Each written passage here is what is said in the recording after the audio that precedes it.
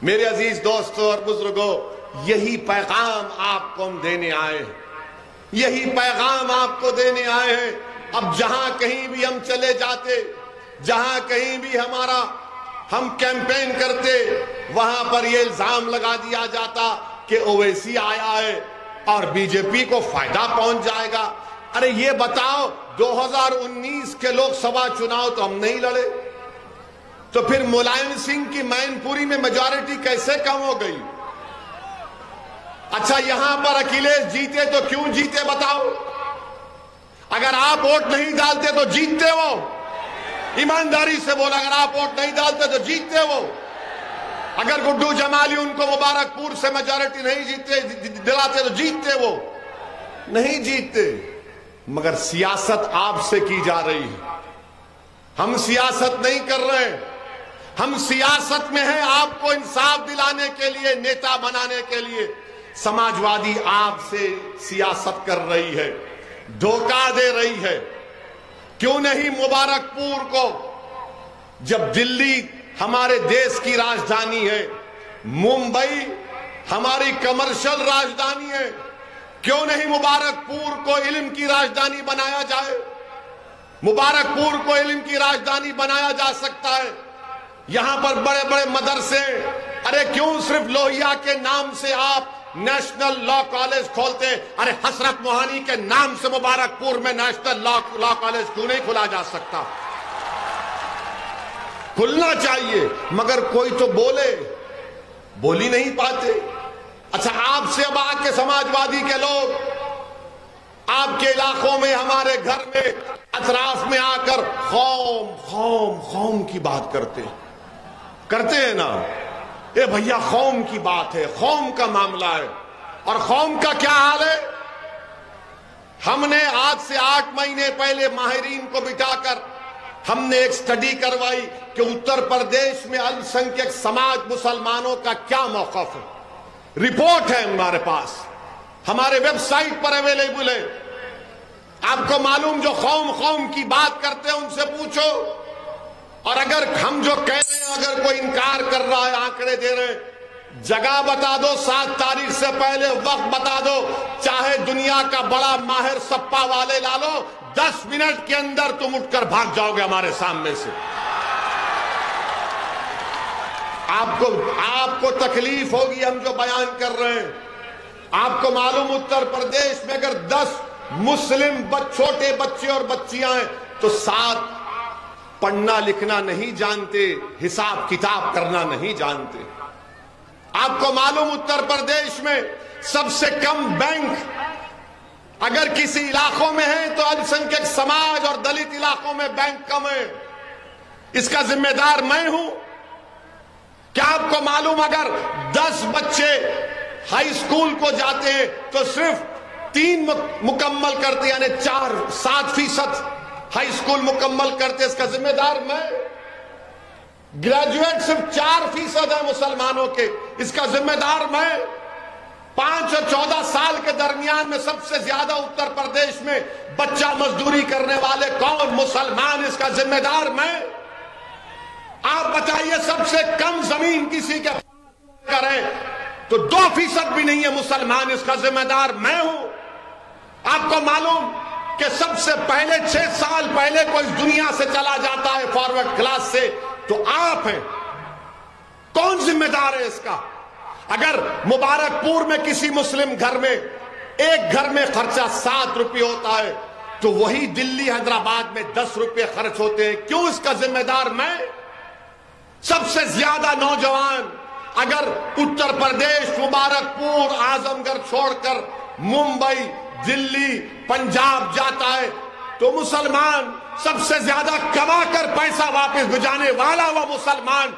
फिर बताओ, इंसाफ क्यों नहीं होता? क्योंकि तुम्हारी आवाज नहीं है, तुम्हारा कोई नेता ही नहीं है।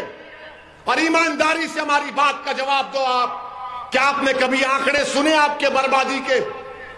तुमने कभी सुना ये कि ये हाल जमीन पर हमारा करके रख दिए? इसीलिए हमको बदनाम किया जाता है कि ओवैसी भड़काऊ भाषण देता है। मैं भड़काऊ भाषण कभी नहीं दिया, ना दूंगा। मैं सच्चाई को बयान कर रहा हूं और जब तक अल्लाह जिंदा रखेगा सच्चाई को बयान करता रहूंगा।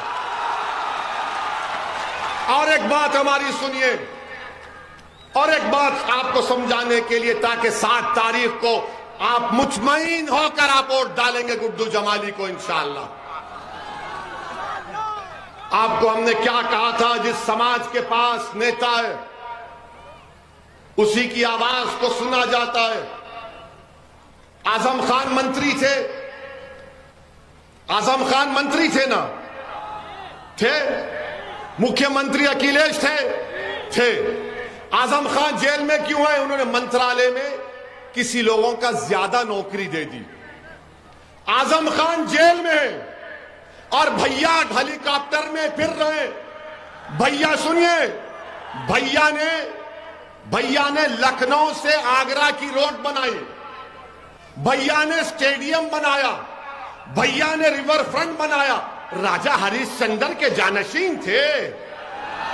दूध नहीं पिया, मलाई नहीं खाई, घी घर को लेकर नहीं गए। अरे पूरी भैंस को उठाकर लेकर चले गए, मगर जेल में आजम है और अखिलेश बाहर है। तो मालूम हुआ आपकी आवाज नहीं है, आपकी आवाज नहीं है, कोई पूछने वाला नहीं है।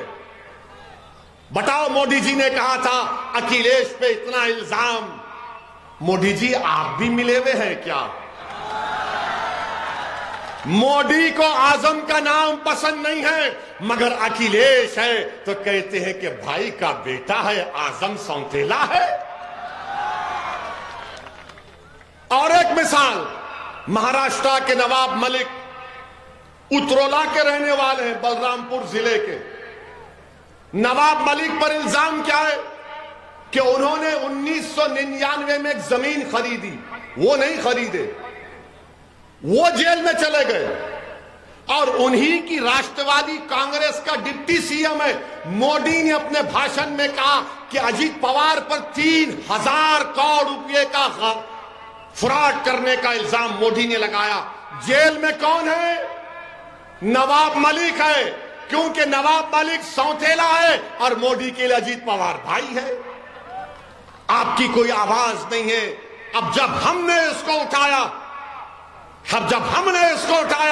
तो समाजवादी और महाराष्ट्र में खलबली मच गई कि अरे इसकी जबान को कोई तो रोको, ये क्या क्या बोले जा रहा है। ये सच्चाई हम आपसे कह रहे हैं। गुड्डू जमाली से जो सुलूक किया गया, क्या वो आपको पसंद है?